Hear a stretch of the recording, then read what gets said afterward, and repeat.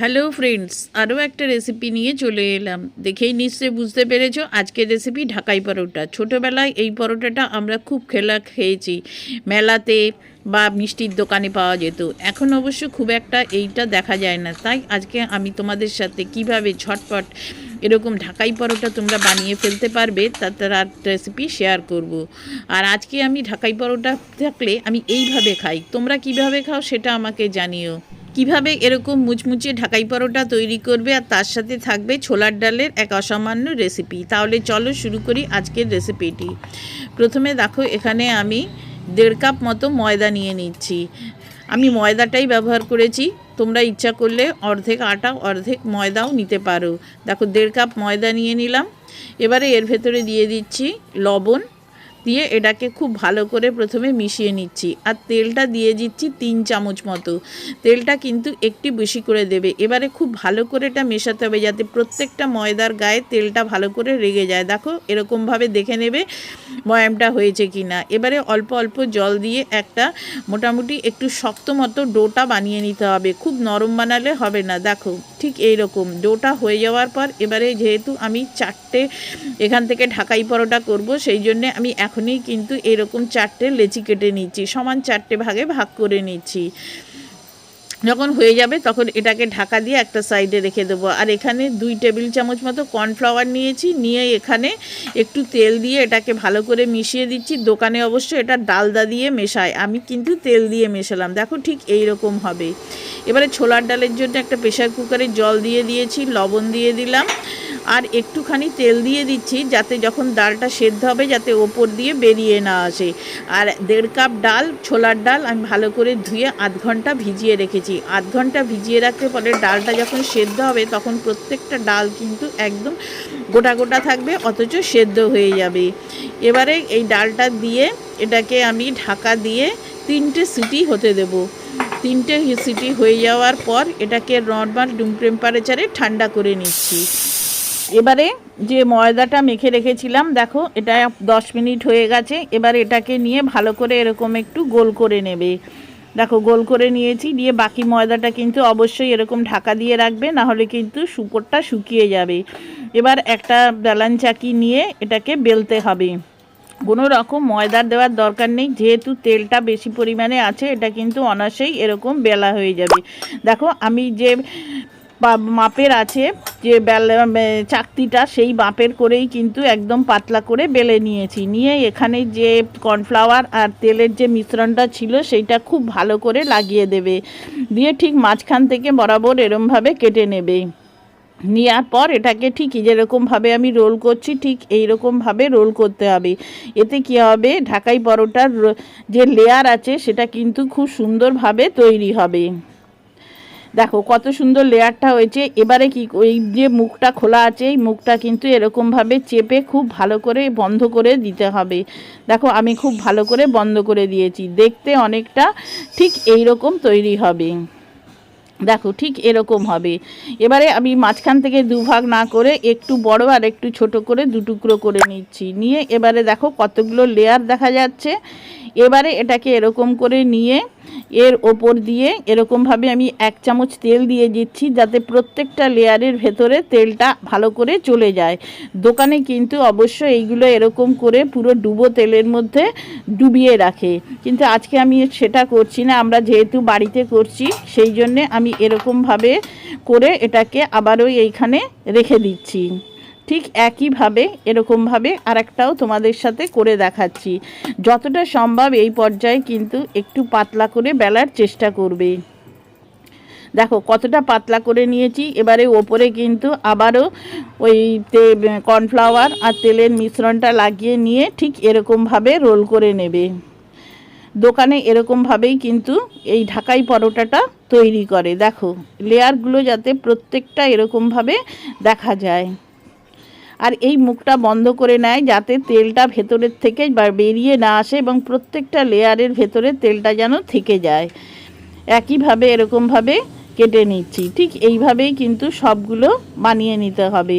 একটা ছোট একটা বড় বানাচ্ছি। আমাদের যেহেতু দোকানের মতো অত বড় কড়াই নেই, আমাদের ছোট কড়াই, সেই জন্য একটু ছোট ছোট করেই আমি বানিয়েছি। দেখো ঠিক এইরকমভাবে তেলটা দিয়ে এইগুলোর ওপরেও এরকমভাবে তেল দিয়ে এটাকে ঢাকা দিয়ে আবারও 8 ঘন্টা মতো রেখে দিতে হবে। দেখো ঠিক এইভাবে করে 8 ঘন্টা রেখে দেবে। এবারে মশলার জন্য এখানে 1 চামচ ধনে, 1 চামচ জিরে, 3টে শুকনো লঙ্কা, 2 টুকরো দারচিনি, 20-25টা গোলমরিচ, আর 2টো স্টার অ্যানিস আছে, তার 2টো পাপড়ি, আর 5টা ছোটো এলাচ নিয়ে এবারে এগুলো শুকনো খোলায় মিডিয়াম হিটে একটুখানি ভেজে নিতে হবে। তবে খেয়াল রাখবে কালারটা যেন চেঞ্জ না হয়, জাস্ট একটু মচমচে হবে। দেখো ঠিক যখন এরকম হয়ে যাবে তখন একটা বাটিতে ঢেলে এটাকে সম্পূর্ণ ঠান্ডা করে এটাকে গুঁড়ো করে নিতে হবে।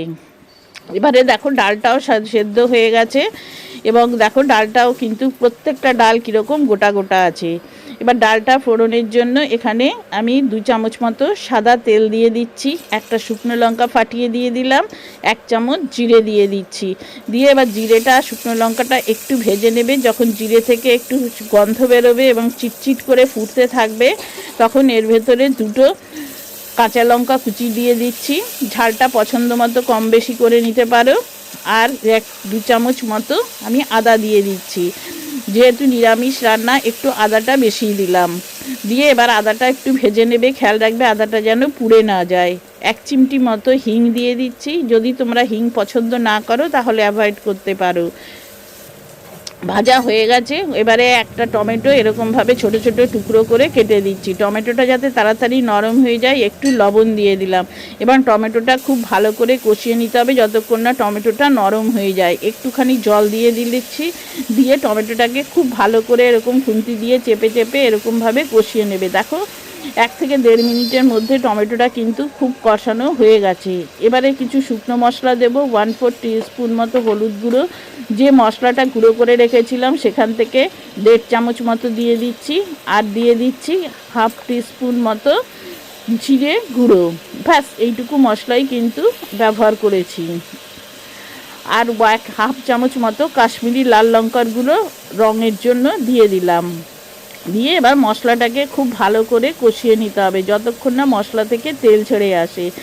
2 মিনিটের মধ্যেই দেখবে মশলা থেকে এরকম তেল ছেড়ে এসছে এবং মশলাটা থেকে সুন্দর একটা গন্ধ বেরিয়েছে। মশলাটা যত ভালো করে কষানো হবে তত কিন্তু গ্রেভিটা খেতে বা ছোলার ডালটা খেতে ভালো হবে। আবারও একটু জল দিয়ে কষিয়ে নিয়েছি। এবারে মশলাটা আমার সম্পূর্ণ কষানো হয়ে গেছে, সেদ্ধ করা ডালটা দিয়ে দিলাম। দিয়ে এবারে এটাকে ভালো করে মিশিয়ে নিচ্ছি। ডালে আমি পরিমাণ মতো জল দিয়ে দিয়েছিলাম, সেই জন্যে আমি আর জলটা ব্যবহার করলাম না। তোমাদের যদি কম মনে হয় তাহলে এই পর্যায়ে জলটা দিয়ে দিতে পারো। স্বাদ অনুযায়ী লবণ দিয়ে দিচ্ছি, আগেও লবণ ব্যবহার করেছি। আর যেহেতু ছোলার ডাল নিরামিষ সেই জন্য 2 চামচ মতো চিনি দিয়ে দিচ্ছি। ছোলার ডালটা কিন্তু মিষ্টি মিষ্টি খেতে কিন্তু ভালোই লাগবে। দেখো ডালটা কিন্তু গোটা আছে অথচ নরম হয়ে গেছে। এইভাবে আমি 2 থেকে 3 মিনিট মতো ফুটিয়ে নেব। যেরকম গ্রেভি পছন্দ করবে ঠিক সেরকম রাখবে। দেখো আমি এরকমই নামাচ্ছি, একটু গরম মশলার গুঁড়ো দিয়ে নামিয়ে নিচ্ছি। তবে এখনও কিন্তু রান্নাটা শেষ হয়নি। যে পাত্রে তুমি ডালটাকে সার্ভ করবে সেই পাত্রে ডালটাকে প্রথমে নামিয়ে নেবে। এবারে এর ভেতরে একটা স্পেশাল ফোড়ন তোমাকে ব্যবহার করতে হবে, যাতে ডালের স্বাদটা আরও দ্বিগুণ বেড়ে যায়। এখানে 2 চামচ ঘি নিয়েছি, 1 চামচ জিরে আর একটুখানি কাশ্মীরি লাল লঙ্কার গুঁড়ো দিয়ে এটাকে গরম করে নিয়ে ডালের ওপরে ঠিক এরকমভাবে ছড়িয়ে দেবে। এতে ডালের স্বাদ যেরকম বাড়বে এবং দেখতেও কিন্তু সুন্দর হবে। যে কোনো লুচি পরোটার সাথে এইভাবে একবার ছোলার ডাল বানিয়ে খেয়ে দেখো, অসাধারণ লাগে। এবারে দেখো এটা 8 ঘন্টা হয়ে গেছে। এবারে এটাকে বেলে নিতে হবে। একটা নেবে, নিয়ে প্রথমে দেখো ঠিক এরকমভাবে একটুখানি চাপ দিয়ে এটাকে একটুখানি চ্যাপটা করে নিচ্ছি। নিয়ে এবারে এটাকে হালতো হাতে কিন্তু এটাকে বেলতে হবে যাতে লেয়ারগুলো নষ্ট না হয়ে যায়। দেখো এখান থেকেই কিন্তু দেখো বেলার সময় নিশ্চয়ই বুঝতে পারছো যে লেয়ারগুলো আমার কীরকম দেখা যাচ্ছে। আজকে আমি খুব একটা বড় করছি না আর খুব একটা পাতলা করছি না, একটু মোটা মোটা বা মাঝারি একটু রাখছি। দেখো ঠিক এই রকম করেছি। এবার এখানে তেলটা গরম হতে রেখে দিয়েছি। মিডিয়াম গরম হয়ে গেলে পরে একটা ঢাকাই পরোটা এর ভেতর দিয়ে দেবে। দিয়ে একটা কাঁটা চামচ দিয়ে একটু এরকমভাবে একটুখানি ফুটো করে দেবে যাতে তেলটা এর ভেতরে যেতে পারে। খুব বেশি ফুটো করবে না। এবারে একটা হাতা দিয়ে সমানে দেখো এরকমভাবে এর ওপর দিতে থাকবে গরম তেল, আর দেখবে লেয়ারগুলো কীরকম সুন্দরভাবে আস্তে আস্তে ছেড়ে আসছে। দেখো তেলটা দেওয়ার ফলে লেয়ারগুলো কতটুকু মানে স্পষ্টভাবে এরকম বোঝা যাচ্ছে। এবারে এটাকে এরকমভাবে উল্টে দেবে, দিয়ে লাল লাল করে এটাকে এরকমভাবে ভেজে নিতে হবে। দেখো কত সুন্দর লাল লাল হয়ে গেছে এবং লেয়ারটাও কিন্তু দেখা যাচ্ছে। এবারে এরকমভাবে কড়াইয়ের এখানে ধরে এক্সট্রা যে তেল আছে সেটা এরকমভাবে দিয়ে করে বের করে নেবে। দেখো এরকম একটা জালিতে রেখে সম্পূর্ণ তেলটা ঝরিয়ে নিতে হবে। দেখো কত সুন্দর লেয়ার দেখতে হয়েছে। এই ঢাকাই পরোটাগুলো আজকালকার দিনে কিন্তু প্রায় খাওয়া উঠেই গেছে। একদিন ব্রেকফাস্টে এইরকমভাবে ঢাকাই পরোটা, লুচি এই ছোলার ডাল বানিয়ে সবাইকে পরিবেশন করে কি বলল আমাকে কিন্তু সেটা জানিও।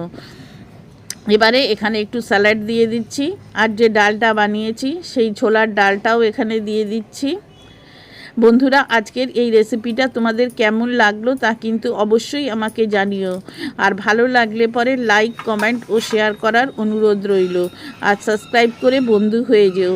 যারা আমার বন্ধু হয়েছো তাদেরকে অসংখ্য ধন্যবাদ, আর যারা এখনও হওনি তারা প্লিজ সাবস্ক্রাইব করে বেল আইকনটা টিপে আমার বন্ধু হয়ে যাও। দেখো ছোটোটাও দেখাচ্ছি কত সুন্দর লেয়ার, আর দেখো শব্দটা শুনলেই তুমি বুঝতে পারলে যে এটা কতটা পরিমাণে মুচমুচে হয়েছে। আর ঠান্ডা হয়ে যাওয়ার পরও কিন্তু ঠিক এইরকম মুচমুচে থাকবে। আর আজকে কিন্তু আমি যখনই এই ঢাকাই পরোটা বানাই তখন আমি কিন্তু এই রকমভাবেই সেটাকে খেতে বেশি পছন্দ করি। একটু ইমলি যে সস আছে সেই সস দিয়ে দিচ্ছি, একটুখানি দই যে ফেটিয়ে নিয়েছি চিনি আর লবণ দিয়ে, সেই চিনি ফেটানো দইটা দিয়ে দিলাম। এবার এর ওপর দিয়ে যে ছোলার ডাল করেছি সেই ছোলার ডালটা দিয়ে দেবো। একদম চাটের মতো খেতে লাগে। একদিন এইভাবে তোমরা যদি বাড়িতে ঢাকাই পরোটা বানাও এইভাবে খেয়ে দেখতে পারো। আবারও ইমলি যে সস আছে সেই সসটা একটু দিয়ে দিচ্ছি, ইমলি সসটা একটু বেশি দেবে, খেতে কিন্তু দারুণ লাগে। আবারও ওপর দিয়ে অল্প পরিমাণে দই দিয়ে দেবে। আর যেহেতু আজকে আমি নিরামিষের দিনে এটা বানিয়েছি সেহেতু আমি এটা পেঁয়াজ ব্যবহার করিনি, একটু শসা দিয়ে দিয়েছি। তোমরা চাইলে এখানে পেঁয়াজ কুচিও দিতে পারো। দিয়ে আবারও দইটা বেশি করে দিয়ে উপর দিয়ে ঝুরি ভাজা ছড়িয়ে এরকমভাবে খেয়ে দেখো, অসাধারণ লাগে। তাহলে পুরো রেসিপিটা বন্ধুরা তোমাদের কেমন লাগলো তা জানিও। পুরো রেসিপিটা দেখার জন্য তোমাদের সবাইকে ধন্যবাদ।